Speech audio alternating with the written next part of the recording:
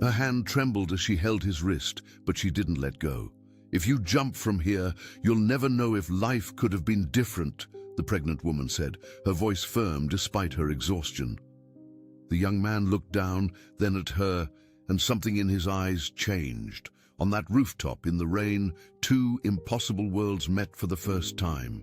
Before we dive into this story, leave a comment with a rating from 1 to 10 and tell us which city you're joining us from. May this moment bring reflection and emotion to your heart. The wind whipped across the rooftop of the abandoned commercial building as if trying to expel any human presence from the place. It was almost midnight when Philip Andrew Miller climbed the 15 floors via the emergency staircase, each step weighing more than the last. At 24, heir to a real estate empire that stretched skyscrapers across 3 states, he carried on his shoulders expectations he never asked for. The Miller surname was printed on golden plaques, on multi-million-dollar contracts, in the whispered conversations of gala halls. But for Philip, that name was an invisible handcuff that defined every choice before he could even think of making it. "You'll take over as president at 25, his father had decreed 3 days earlier, at a dinner where no one asked what Philip wanted. "It's decided." He didn't want it. Never had. But saying no would mean disappointing generations, breaking traditions, becoming a failure in the eyes of everyone who mattered to his family. So he chose another way out, the most definitive one. He leaned his hands on the cold, wet railing, feeling the fine rain penetrate his imported wool coat. Below, the city lights flickered indifferently. Somewhere people were sleeping, working, loving, living. He envied that simplicity. He closed his eyes, took a deep breath, and lifted one foot over the edge. "Hey, what are you doing?" The female voice cut through the silence like a knife. Philip turned, startled, and saw a woman running towards him, one hand resting on her prominent 7-month pregnant belly. She wore a faded blue hospital cleaning uniform, worn sneakers, and carried a battered backpack on her back. "Don't come any closer," Philip yelled, balancing precariously on the edge. But she didn't stop. She got close, panting, and extended her hand. "Get down from there now. For heaven's sake, you can't do this." "You don't know me. You don't know anything about me," he replied, his voice cracking. "I know you're alive," she said, her breathing still rapid, "and that's more than you'll have 10 seconds from now if you jump." There was something in the firmness of that voice that disarmed Philip. It wasn't pity. It wasn't fear. It was just raw truth, spoken by someone who seemed to know the weight of holding her own life with both hands. He looked at her. Really looked. He saw the exhaustion on her face, the deep dark circles under her eyes, her calloused hands. He saw the belly that housed a life while she tried to save another. "Please," she repeated, softer now, "come down." And he came down. Not because he had found answers, but because for the first time in a long time, someone asked him to stay without demanding that he be someone he wasn't. They sat on the wet ground, leaning against the concrete wall. The rain continued to fall, but it seemed less hostile now. The woman took a thin jacket from her backpack and offered it to him, but Philip refused with a gesture. "You're pregnant. You need it more than I do." She smiled faintly, a tired but genuine smile. "Marina," she said, extending her hand. "Marina Davies." "Philip." He shook her hand, deciding by instinct to omit his surname. "What are you doing here at this hour?" "Coming back from my second shift. I work at 2 hospitals, one public during the day, another private at night. It's how it is." She paused. "And you?" "Running away," he replied simply. And for the first time, that word seemed to be all the truth he needed to say. Marina adjusted her backpack and fell silent for a moment. Then, as if she had made a decision, she asked, "Are you hungry?" Philip blinked, surprised. He didn't expect that question. "A little." There's a diner that's open 24 hours 3 blocks from here. It's nothing fancy, but the food is honest. She stood up with effort, leaning one hand on the wall. Come on, if we're going to talk, let's do it with something warm in our stomachs. And so, without fully understanding why, Philip followed that unknown woman down the stairs. Something in him intuited that saving someone sometimes also means accepting to be saved. But that lesson would still take time to be completely learned. The diner was small, with worn formica tables and a handwritten menu on the wall.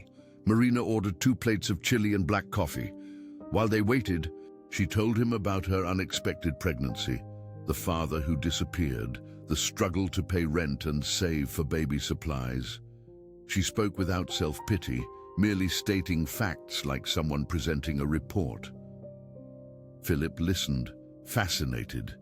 Here was someone facing real obstacles: hunger, exhaustion, abandonment, uncertainty. And yet she kept going, not out of family obligation or social pressure, but for something more fundamental, a will to live, a simple hope that tomorrow could be better. And you? Marina asked when the food arrived. Why were you up there? He hesitated. How to explain invisible pressures to someone who dealt with such visible and concrete pressures? I feel trapped, he finally said, as if my life isn't mine, as if every choice was already made before I was born. Marina nodded slowly, chewing. I know that feeling. My mother always wanted me to be a teacher. I ended up being a cleaning assistant. Did I disappoint her? Yes, but it's my life. And in the end, I'm the one who has to live with my own choices, not her. But what if your choices disappoint everyone? Then everyone will have to learn to deal with the disappointment, she replied simply. Because the alternative is for you to disappear, and then no one gains anything. They finished eating in comfortable silence. When Marina stood up to pay, Philip tried to stop her, but she was quicker. You gave me company on a night I would have spent alone in the rain. It's the least I can do. Outside the diner, Marina stopped and looked at him. Are you going to be okay? I don't know yet, Philip admitted, but I'm going to try to find out. That's all any of us can do. Try. She started to walk away, then turned back. If you need to talk again, I work at St. Jude's Hospital Monday to Friday afternoon shift. It's public, always a line, but show up if you want to. Philip nodded, watching her disappear around the corner. He returned to the apartment he kept secret from his family, a simple place where he could just be Philip, not Philip Andrew Miller. But from that night on, something had changed. A seed of possibility had been planted. Small, fragile, but alive. The following days passed in a haze. Philip tried to maintain his routine, meetings with family lawyers, formal dinners, contract reviews he neither understood nor wanted to understand. But the conversation at the diner echoed in his mind. Your life isn't yours had ceased to be just a vague feeling and had become a precise diagnosis. The following Thursday, a week after the encounter on the rooftop, Philip woke up to a message from his father. Press conference tomorrow. Official announcement of the succession. Wear a navy suit. It wasn't an invitation. It was an order, as it always had been. That afternoon, without consciously planning it, Philip found himself walking to St. Jude's Hospital. The building was immense, worn, with walls that had once been white and were now an indefinite beige. Inside, crowded corridors, gurneys in the corners, people standing because there weren't enough chairs. He had never been in a public hospital. His checkups happened in private clinics with marble receptions and imported magazines. This place was another reality. He wandered through the floors until he found Marina pushing a cleaning cart on the 3rd floor in the pediatric ward. Philip? She seemed genuinely surprised. Is everything okay? Can I help? The question came out before he thought about what it meant. Marina laughed, but not with scorn. Help how? I don't know. With whatever you need. She studied his face for a moment, then shrugged. "You can hold this," she said, handing him a trash bag. "And come with me, but I warned you, it's not glamorous work." For 3 hours, Philip followed Marina through the corridors. He watched her clean bathrooms, collect hospital waste, scrub floors. He also saw how she talked to every patient she came across, especially the children. She knew names, asked about treatments, brought cheap chocolates she bought out of her own pocket. "They don't have anyone sometimes," Marina explained while they rested in the staff break room. "Poor families, parents working far away. So I talk to them. It doesn't cost anything to be kind." "Why do you do it?" Philip asked. "You already work so hard." "Because when I was a child and was hospitalized with pneumonia, a cleaning assistant would sit on my bed every night and tell me stories. She didn't have to. She did it because she wanted to. She saved my childhood in those 15 days. Marina took a sip of watery coffee. "We pay it forward. That's how the world doesn't completely fall apart." Before Philip could respond, a nurse rushed into the break room. "Marina, you won't believe it.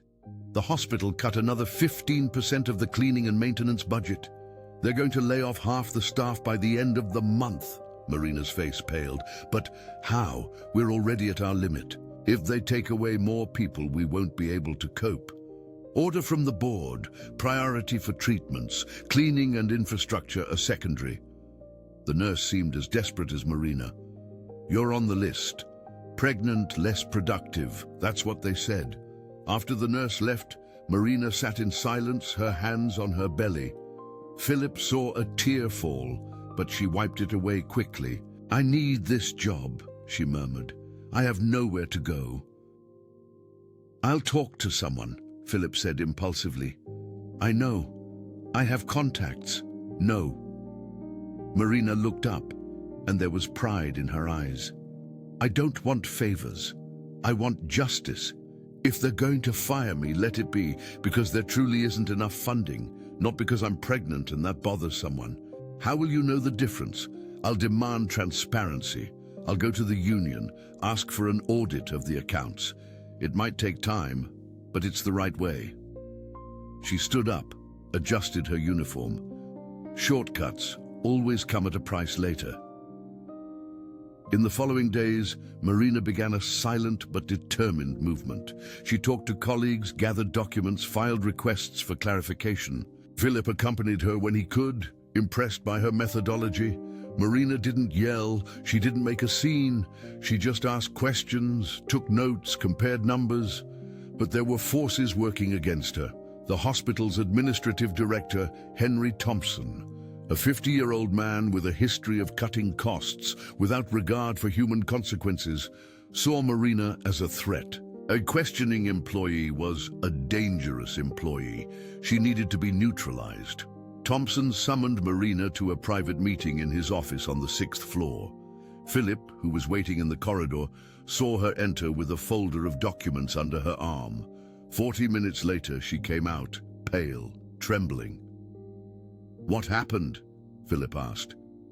He said that if I keep causing trouble, I'll be fired for just cause, insubordination, and then I won't get unemployment benefits. I won't have references for another place."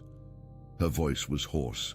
"He said he's doing me a favor by keeping my name on the payroll until the end of my pregnancy, but only if I stay quiet. That's blackmail." "It's power," Marina corrected. "He has it. I don't. That's how it works." They returned to her apartment that night. The place was small, a one-bedroom apartment in a working-class neighborhood, but it was neatly organized. There were handmade curtains, plants on the windowsill, a simple wooden crib being assembled in a corner. Marina made tea, and they sat on the worn couch. "Sorry for dragging you into this," she said. "My problems aren't yours." "You saved my life on that rooftop," Philip replied. "I think that makes us close enough to share problems." She smiled sadly. "Close, funny. I barely know you. I don't know your last name, where you live, what you do. But I feel like I know you more than people I've seen for years." Philip felt a weight on his conscience. The lie by omission grew every day. He should tell her who he was. But he was afraid that she would see him differently, afraid of losing that rare and true connection. "Sometimes it's easier to be honest with strangers," was what he said. "Or safer," Marina added, looking at him with an intensity he didn't know how to interpret. In the following weeks, Philip spent more time in Marina's world than in his own. He accompanied her to prenatal appointments at the public health clinic, where they waited 3 hours for a 15-minute consultation. He helped carry groceries she picked up at a discount store, where every penny was calculated. He sat with her on crowded buses, watching her balance with difficulty among hurried passengers who rarely offered a seat. It was a brutal education about a reality that had always existed, but that he had never witnessed. And the more he saw, the more he understood that his problems, however psychologically real they were, inhabited a parallel universe where basic survival problems were already solved. Marina, in turn, observed Philip with growing curiosity. He was attentive, polite, but there were layers that didn't reveal themselves. Simple clothes, but of fine fabric, hands that had never done manual labor, a way of speaking that betrayed a privileged education. She didn't press him. Everyone had a right to their secrets, but something didn't quite fit. The micro-fissure in his story appeared one afternoon when they were at the store. Marina needed to buy medicines that the clinic didn't provide. While calculating if she could afford them and still have enough for food, Philip discreetly added items to the cart. Prenatal vitamins, stretch mark cream, supplements. "Philip, I can't accept this. Consider it a loan. You can pay me back when you can." "And when will that be? You know I have no way to get it." He blushed. "Then consider it a gift from a friend."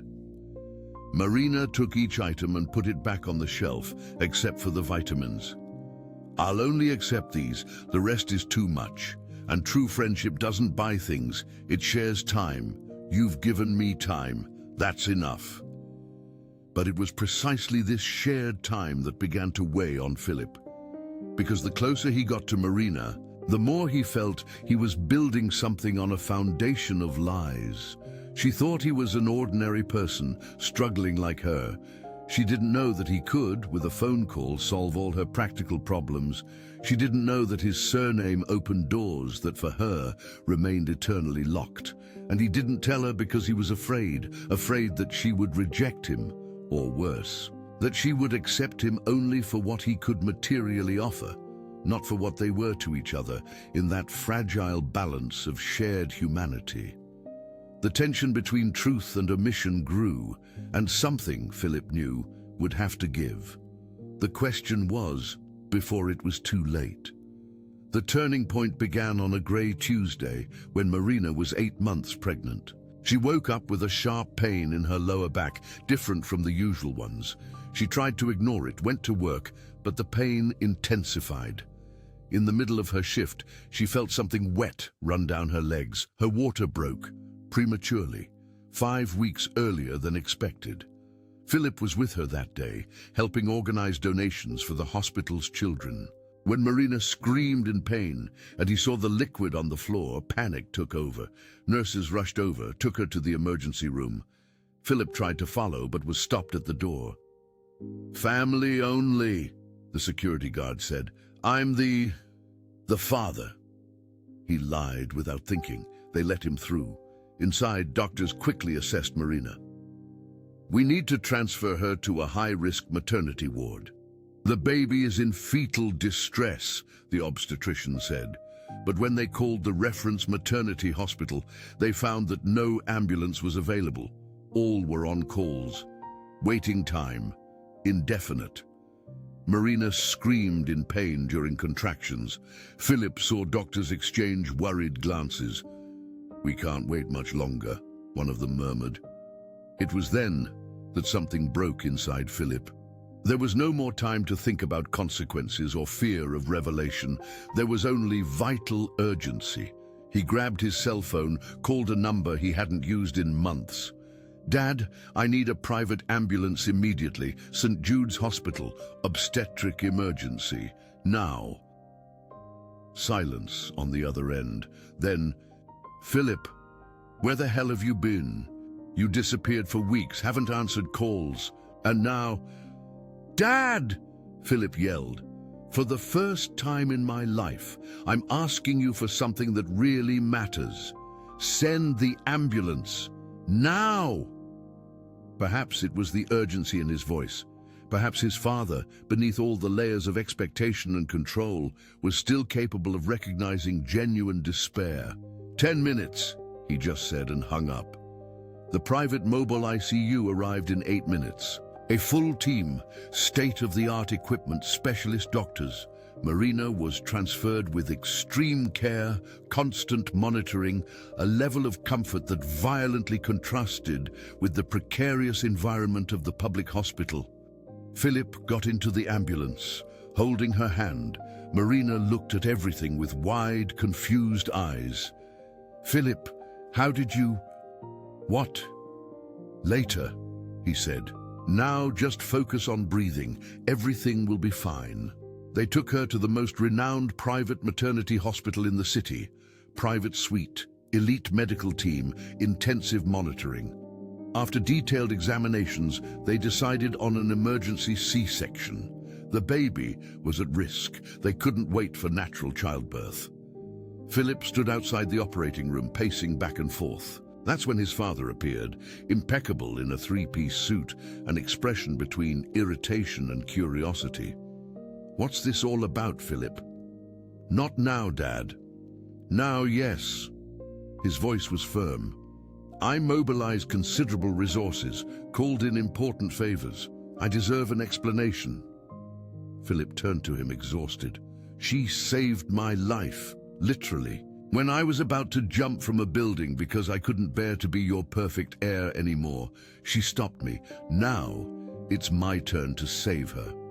His father blinked, processing. "Jump? You tried to commit suicide?" "I tried. She stopped me. And in the last few months, living with her, I learned more about living than in my entire life inside your golden cage." Before his father could reply, a nurse came out. "Gentlemen, you can come in now. Mother and baby are stable." Philip went in first. Marina was in bed, pale but conscious, with a tiny bundle in her arms. A girl, 6.5 pounds, premature but healthy. Perfect. "Philip," Marina said softly when she saw him. There were tears in her eyes, but they weren't tears of joy. They were tears of confusion, hurt. "Who are you really?" He took a deep breath. "The moment of truth, literally. My full name is Philip Andrew Miller. My father is the president of the Miller Group, real estate, construction, private hospitals, including this one." Marina closed her eyes. A tear rolled down. "You lied. This whole time, you lied." "I omitted," he weakly corrected. "I didn't directly lie." "It's the same thing." Her voice rose, startling the baby, who began to cry. Marina instinctively calmed her, then turned her hurt eyes back to Philip. "You let me tell you about my difficulties, my struggle, my poverty. You saw me counting pennies at the store while you could have solved everything with a snap of your fingers. It wasn't about money. It never was."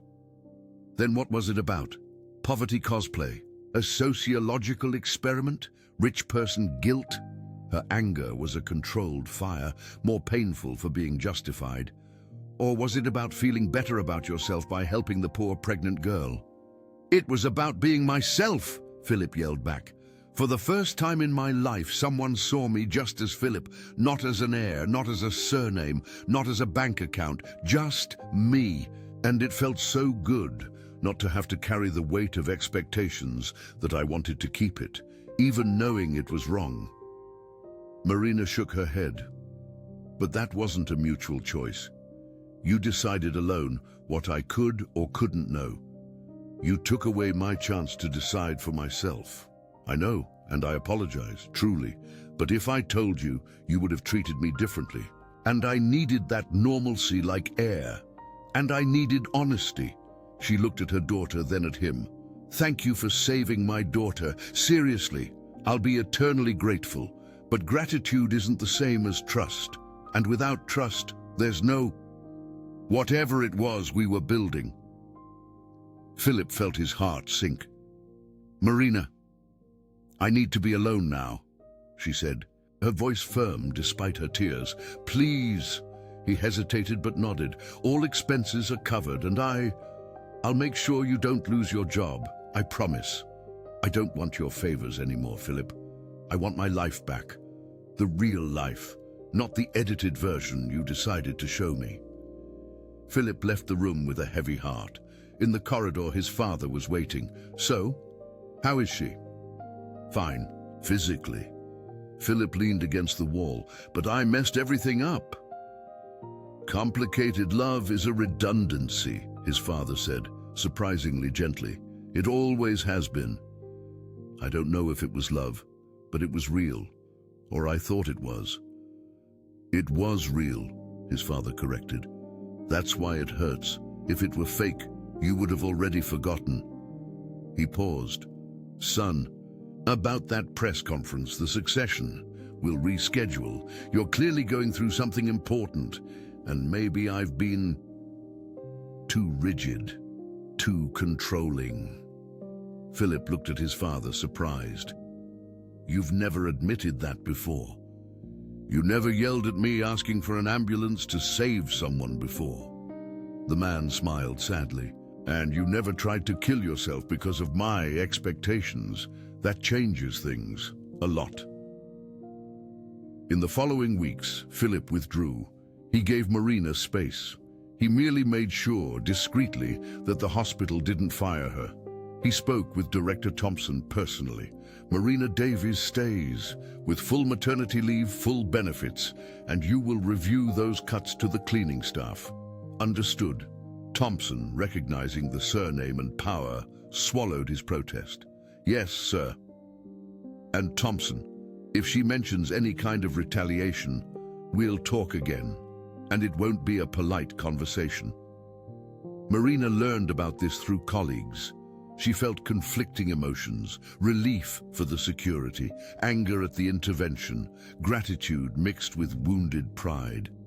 She tried not to think about Philip, but it was impossible.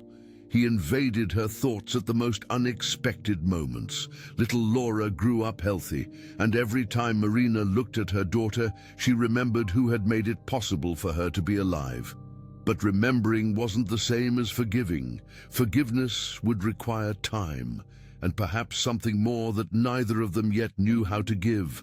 3 months after Laura's birth, Marina returned to work. The environment was different. They hired more assistants, bought new equipment, renovated critical areas. Thompson avoided her, and when they needed to interact, he was overly polite. Everyone knew why. The protection of a miller wasn't invisible. Marina hated that. She didn't want to be seen as untouchable due to a privileged connection. She wanted to be respected for her competence, not for who she knew, but the system didn't work that way. It never had. And now she was a living reminder of that structural injustice. One afternoon during a break, a colleague named Sonia struck up a conversation. Marina, can I ask you something? You and that young man, the owner's son. Do you still talk? No, Marina replied curtly. Too bad, because ever since he showed up, a lot has improved here. Not just for you, for all of us. Sonia lowered her voice.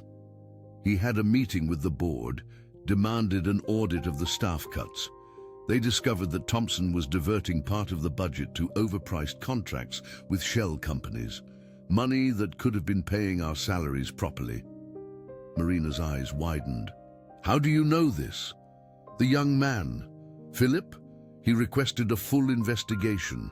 The results came out last week. Thompson will face administrative charges, perhaps criminal charges too. Sonia smiled. Your friend didn't just do you a favor. He brought justice for everyone. That information disturbed Marina more than she expected. Philip hadn't just solved her problem. He had used his privileged position to correct a systemic injustice. It wasn't a one-off charity, it was structural change. Still, she didn't seek contact. Pride and hurt still weighed heavily. Philip, in turn, was undergoing his own transformation. The conversation with his father after Marina's emergency had opened an unexpected door. For the first time, they conversed as people, not as executive and successor. His father revealed his own frustrations, pressures he had received from his grandfather, choices he had made out of duty instead of desire. "I made mistakes with you," his father admitted in one of those conversations. "I tried to mold you in my image because I thought that way you would suffer less. I didn't realize I was causing exactly what I wanted to avoid."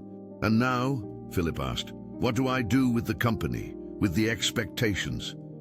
"You do what you want, but do it consciously. If you choose to stay, let it be because you want to, not because you have to. If you choose to leave, you'll have my support, even if not my agreement." That freedom, paradoxically, made the choice more difficult. Without obligation, Philip needed to discover what he genuinely wanted. He spent months studying the company's operations, not superficially, but in depth. He visited construction sites, talked to workers, reviewed contracts, understood social impacts. He discovered that the Miller empire, like any large corporation, was a mixture of good and bad. They paid decent wages, but they pushed for excessive productivity. They built hospitals, but they prioritized profit over access. They created jobs, but they destroyed small competitors. "The company is neither villain nor hero," Philip concluded in a meeting with his father. "It's a reflection of choices, and those choices can change." "Reforms are expensive," his father pondered. "Shareholders won't like it. Shareholders will like a labor lawsuit, and a scandal of embezzlement even less." Philip presented a detailed report on the Thompson case. "Look what happened in one hospital because there wasn't adequate supervision. Imagine if that's the standard throughout the entire chain." His father read in silence. Then he sighed. "You're right. But implementing changes of this magnitude requires firm leadership. It requires someone committed for the long term." "I know." Philip took a deep breath. "I accept taking on the vice presidency. Not the presidency yet. I want to learn by doing, not by commanding without a base, but with a condition: autonomy to implement labor and governance reforms without interference." His father extended his hand. "Agreed." It was a compromise, not a surrender. Philip had found a middle ground between fleeing everything and accepting everything, but something was missing. Or rather, someone. Marina and Laura still inhabited his thoughts with an intensity that did not diminish. 4 months after their separation, Philip decided to act, not with a grand gesture or a dramatic reconciliation, but with something simple: raw truth. He went to Marina's apartment one Saturday afternoon. He rang the doorbell, nervous. She opened the door with Laura in her arms. The baby had grown, chubby cheeks, curious eyes. Marina wore simple house clothes, her hair tied back, no makeup. Beautiful. "Hi," he said. "Hi," she replied, her tone neutral. "Can I talk?" "It won't take long." Marina hesitated, but stepped aside, letting him in. The apartment was the same, except for colorful toys scattered around and the smell of baby powder. "She's beautiful," Philip commented, looking at Laura. "She's growing fast." Marina sat on the couch, Laura in her lap, looking at Philip with curiosity. "What do you want?" Philip sat in the opposite chair. "To apologize, again, and better this time. You were right. I took away your autonomy when I decided what you could or couldn't know about me. It was selfish, it was wrong, and it hurt you. I'm truly sorry." Marina nodded slowly. "I accept your apology. And I wanted you to know what I did with Thompson, the investigation. It wasn't just for you, or not only. It was because it was wrong. He was stealing from workers who were already living on the edge. You just opened my eyes to look, but the injustice was real and systemic. I know, Sonia told me. Ah, Philip paused. So, you know it wasn't charity. I know, it was justice. Marina adjusted Laura, who was starting to drool. And I acknowledge that. I appreciate that. A comfortable silence settled. Philip watched Marina with her daughter. The tenderness, the natural competence, the strength. Everything that had attracted him from the beginning, now magnified by motherhood. You're incredible, he said softly. As a mother, as a worker, as a person, and I was an idiot to risk losing that out of fear of being honest. Marina looked up. And now? Are you honest now? Now I am, completely. I took a position in the company, not because my father wanted me to, but because I chose to. I'm going to try to change things from within. It will be difficult, perhaps impossible, but I'm going to try. And I do it because you taught me that fighting is worth it, even when it's an uneven battle. Philip, Marina began, but was interrupted by Laura, who started to cry. Time for a diaper change. Let me help, Philip offered. Marina hesitated, then agreed. As they changed Laura together, Philip awkward but trying, Marina silent but observant, something began to mend. Not completely. Broken trust requires more than pretty words to be restored, but it was a start.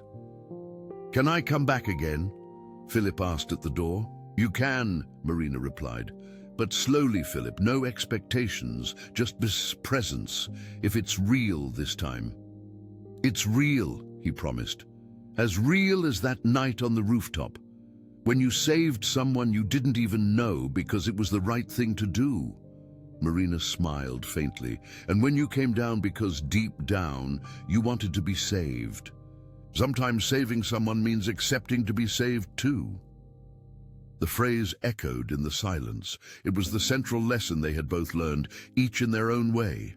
Philip needed to be saved from his own golden cage. Marina needed to accept that asking for help was not weakness, and together perhaps they could build something new on a foundation of truth, not omission. 6 months passed. Philip visited Marina and Laura regularly, but without pressure. He brought children's books, helped with household chores, listened to stories from the hospital. They relearned each other, this time without masks. Marina gradually lowered her guard. She saw Philip truly change. He had implemented labor reforms in all units of the corporate group, higher wages for cleaning and maintenance teams, expanded benefits, an independent ombudsman for abuse complaints. These weren't cosmetic changes, they were structural and expensive. The shareholders are complaining, Philip confessed one afternoon while Laura slept in her crib. Profit fell 8% this quarter. And you? Marina asked. Do you regret it? No. For the first time, I feel that my surname means something beyond privilege. It means responsibility used correctly. He smiled tiredly. But it's difficult. Every day someone is trying to reverse it, find a loophole, undermine the changes. Welcome to the real world, Marina joked, where justice doesn't fall from the sky, it's built brick by brick even when they want to tear it down. Laura woke up at that moment, crying. Marina went to pick her up, but Philip stepped forward. Let me try. He picked up the baby, gently swayed her, humming an off-key melody. Laura stopped crying, looked at him with curiosity, then giggled. Her first true smile for Philip. She likes you, Marina said, her voice choked. Does her mother like me too? Philip asked softly, still holding Laura. Marina looked at the two of them, at that man who had been a symbol of everything that was wrong in her life. Unearned privilege, lies by omission, protection that became a prison, but who had become a symbol of something new, growth, change, assumed responsibility. I do like you, she admitted. But liking isn't enough, Philip. It needs more. What more? A truly shared future. Not you visiting my world when you have time, and not me entering yours out of obligation. But something new that we build together, where neither of us needs to pretend to be someone we're not. Philip nodded slowly. That requires time and patience, and for me to have a lot more humility than I do. And for me to have less wounded pride than I do, Marina completed. So maybe we're balanced. In the months that followed, they built exactly that. Marina moved to a larger apartment that Philip helped pay for, but which she chose and decorated. He spent nights there, helping with Laura, cooking together, watching bad movies on the old TV. She visited the company headquarters, met Philip's father, participated in meetings about labor policies, giving the perspective of someone who lived those policies. It wasn't a fairy tale. They had discussions about privilege and responsibility. Marina questioned company decisions. Philip defended complexities she didn't see, but they discussed respectfully, learning from each other. The real test came when St. Jude's Hospital, where Marina worked, faced a new crisis, an outbreak of hospital infection due to lack of adequate protocols. Patients died. The media attacked. The government threatened intervention. Philip's father wanted to sell the company's stake in the hospital. It's not worth the headache. Let's get out of this before it turns into a bigger scandal. But Philip disagreed. If we leave now, we abandon workers and patients. We'll invest heavily, renovate, train the team, do it right. It will cost millions, and reputation. Reputation is rebuilt with actions and millions. Well, we have them. It's just a matter of priority. Marina was present at that meeting. Philip's father looked at her. What do you think? You work there. I think Philip is right, she said calmly. But it needs to be real reform, not just a facelift. And workers need to participate in the process. No one knows the problems better than those who live them every day. I agree, his father nodded. He looked at his son with something akin to pride. You've changed, Philip. You've matured. This woman is a good influence. That woman has a name, Marina firmly corrected. And I'm not an influence. I'm a partner. An important difference. The most powerful man in the city blinked, then smiled. You're right, my apologies. Marina. He extended his hand. Nice to get to know you better. The hospital's renovation took 2 years. Philip coordinated investments. Marina participated as a representative of the workers. They created a participatory management model where cleaning assistants had a voice in sanitary protocol decisions. Because, as Marina argued, we see every corner of this place. We know where dirt accumulates, where the process fails, but no one ever asked. When the hospital reopened after renovations, there was a ceremony. Authorities, press, official speeches. But the most significant moment was simple. A bronze plaque at the entrance with the names of everyone who worked there. From the director to the cleaning assistant. Symbolic, but important, equality.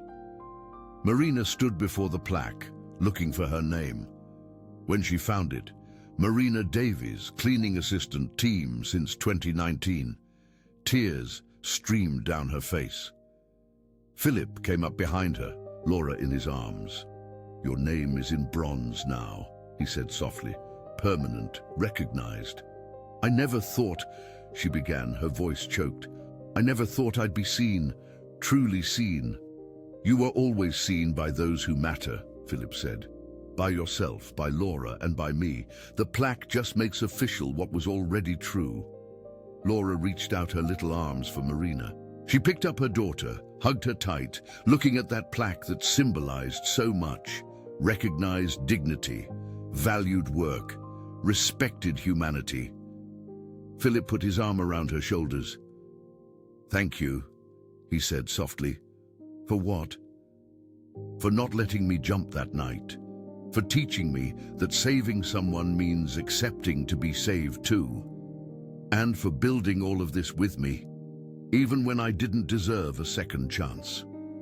Marina rested her head on his shoulder. Everyone deserves a second chance. The question is what we do with it. They stood there, the three of them, while guests circulated. An unlikely family, built not by convention or ease, but by conscious choice. It wasn't a perfect ending, it was an honest beginning. Because some stories don't end with happily ever after. They end with let's try together. And sometimes that's more powerful than any fairy tale. If this narrative touched your heart, consider that small gestures of recognition make a difference. Leave your like, share with anyone who might need this message, and remember, dignity is not bought or granted, it is recognized. And when we recognize humanity in others, we transform not only individual lives, but entire structures. Carry forward what this story asked of you today. Truth always finds a way when we open doors instead of building walls.